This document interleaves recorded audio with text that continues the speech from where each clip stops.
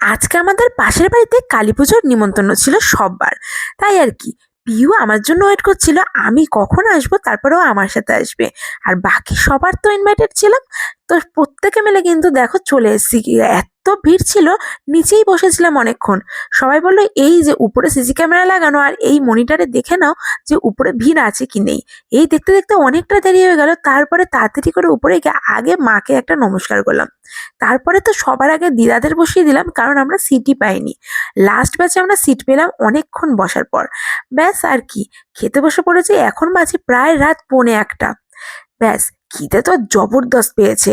Office থেকে এসছি, তারপরে এতক্ষণ দাঁড়ানো, তাই আর কি। আরে এত ভালো রান্নাগুলো হয়েছিল, উফ, জাস্ট অসাধারণ। আর এত রাত হয়ে গিয়েছে, খিদে যেন মনে হচ্ছে পেটে ডবল পেয়ে গিয়েছে।